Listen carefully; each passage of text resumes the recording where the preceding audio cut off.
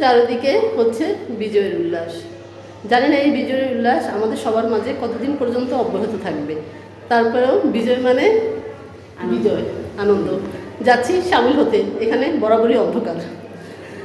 ছাত্রদের রক্তের বিনিময়ে, আমাদের ছেলেদের রক্তের বিনিময়ে এই বিজয়ের উল্লাস ওদের জন্য উৎসর্গ করলাম।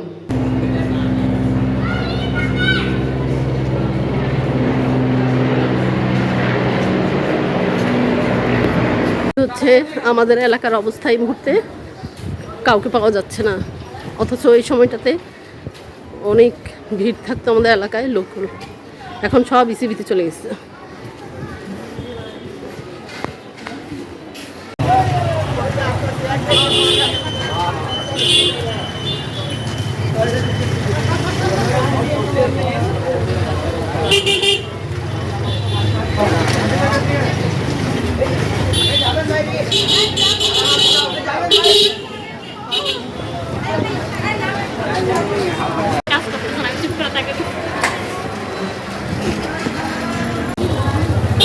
কারো মুখে গোমরা দেখতেছি না, প্রত্যেকের মুখেই দেখতে পাচ্ছি হাসির রেখা। প্রত্যেকে কেউ ঈদ বলতেছে, কেউ বিজয় বলতেছে। অনেকদিন পরে যেহেতু সবাই বাসা থেকে বের হতে পারছে নিশ্চিন্তে।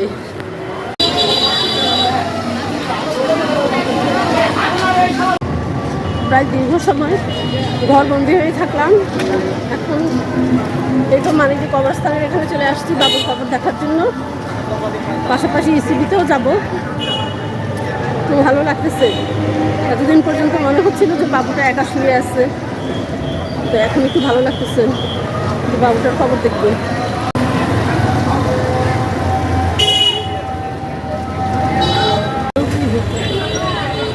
ফারজানা আর স্বপ্নিল বাবুর খবর দেখতেছে। এখান থেকেই ছাত্র জনতার বিজয়ের উল্লাস শুনতে পাচ্ছি। শুনতে কি পাচ্ছেন আপনারা?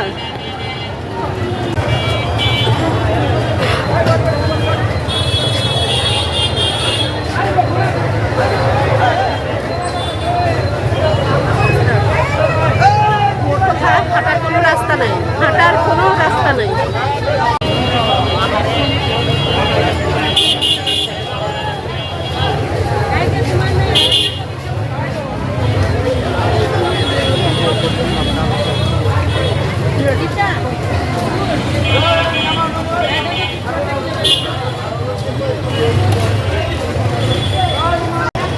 এই অবস্থা দেখলেই বোঝা যায় যে মানুষ কি পরিমাণ খুশি।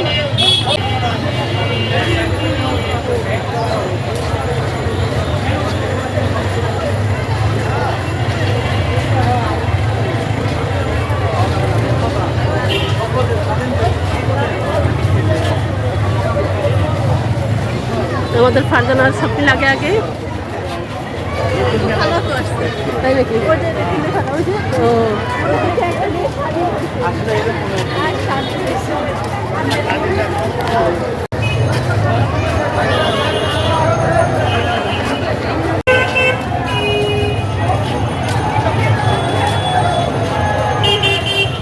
আজকে সবাই মুক্ত, বিহঙ্গ, ঠিক করে উড়ে যাওয়া পাখিদের মতো।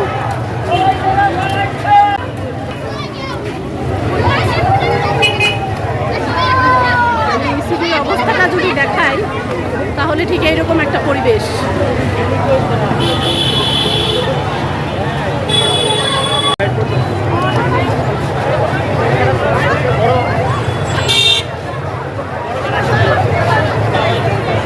মুক্ত মানুষ আর হচ্ছে মুক্ত আকাশ।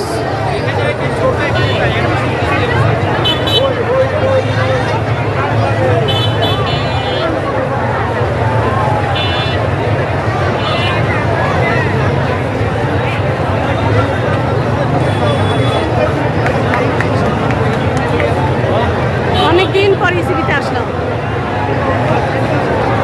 সূর্য উগে দিচ্ছে, নতুন দিনের সম্ভাবনা।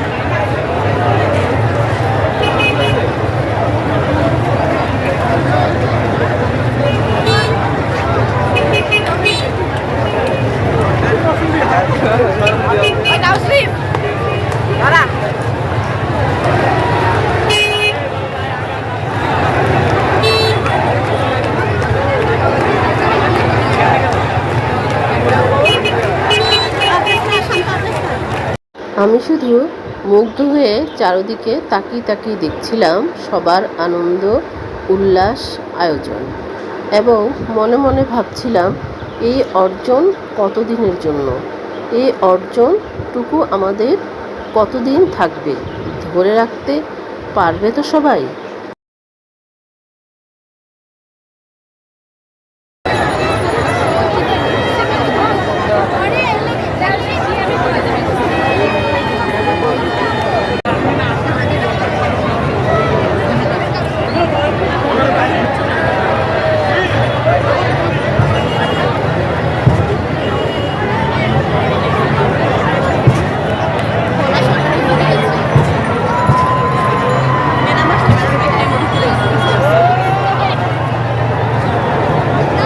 চারদিকে শুধু বাংলাদেশ বাংলাদেশ আর বিজয়ের স্লোগান শুনছি।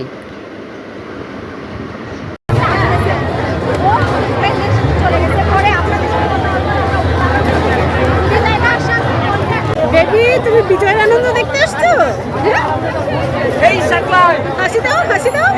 ইয়েস, মাশাআল্লাহ। একটা কথা আছে, স্বাধীনতা অর্জন করার চেয়ে রক্ষা করা কঠিন। বিজয়ের মাঠ থেকে এখন আমাদের বাসায় ফেরার পালা।